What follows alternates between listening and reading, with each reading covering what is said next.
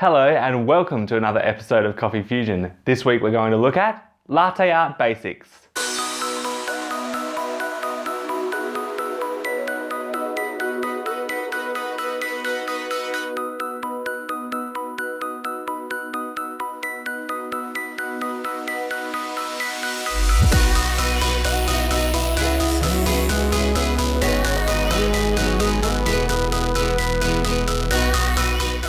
Hey guys, so hopefully by now you've watched all of the other episodes I've created for the Latte Art 101 series, but I just wanted to finish off the series by giving a few more latte art basic tips that will help you produce better latte art. So the following tips aren't in reference to one style of pouring in particular, but all of them combined will help you make better latte art in general. First thing I want to talk about is your espresso extraction, because this is what you're going to be pouring into, and if you don't have a good shot of espresso, it's going to be hard to pour some clear, defined latte art.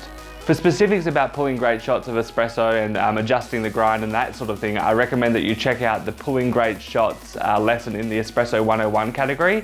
But basically you want to make sure that you have a nice even extraction in that 28 to 30 seconds mark, not coffee that's too fresh or too old. For example, this is some latte art that I poured with coffee that's a little bit over a month old, and you can see that the crema just gets really sticky, and so when you start to pour your pattern, it kind of just gets sucked into the crema, and it's not as defined as if you had freshly roasted coffee.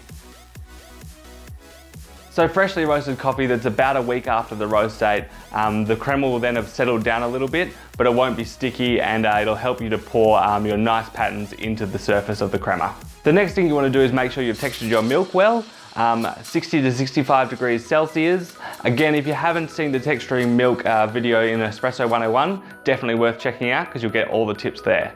And just before we move on, once you've textured your milk and pulled your shot, you really want to get working and pouring that coffee as quickly as possible, because as that coffee sits, the crema will kind of get really sticky again, and also the textured milk will start to separate, and it's going to be a lot harder to pour your latte art once those two things have happened. Another quick tip is to give your milk jug and your espresso shot a little bit of a swirl just before you go to pour, and it will free things up a little bit as you go to pour. The next thing you want to make sure you're doing when you're setting your crema is to make sure that there's no white on the canvas before you go to start pouring your pour, and that'll make sure you have some really nice contrast between the crema and your pattern. You can hide any of the white that's perhaps appeared on the top of your canvas by pouring from a little bit more of a height, and that will make it push below the surface of the crema so that you can pour on your nice brown canvas. The next two things that will make sure your latte art looks really, really nice are symmetry and harmony. So symmetry in latte art is just like anything else. You want to make sure that one side of the cup looks exactly the same as the other side of the cup. And the best way to do this is to make sure that when you're pouring directly into the center of the cup, and as you pour your pattern, you're making sure that you follow down the center line of that cup each time. As you can see with symmetry, if you start pouring to one side of the cup, although your latte art, the way you actually pour it might be really good, the result that you actually get in the cup won't look as nice as if you have that pattern dead in the center. And so harmony refers to how that pattern sits within the cup.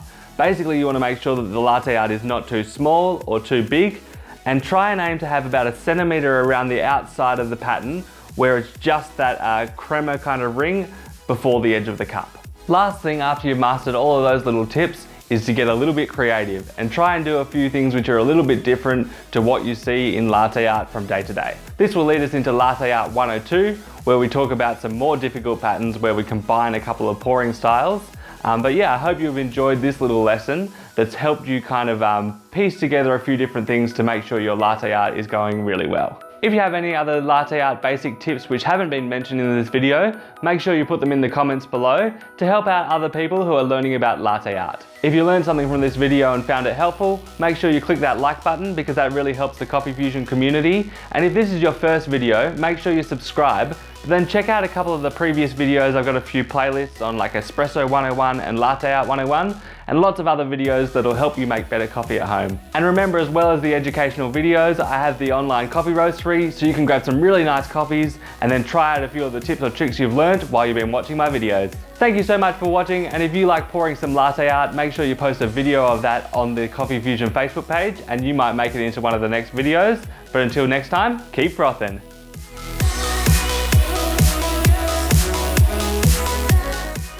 The next two things that really make sure your latte art looks really, really nice are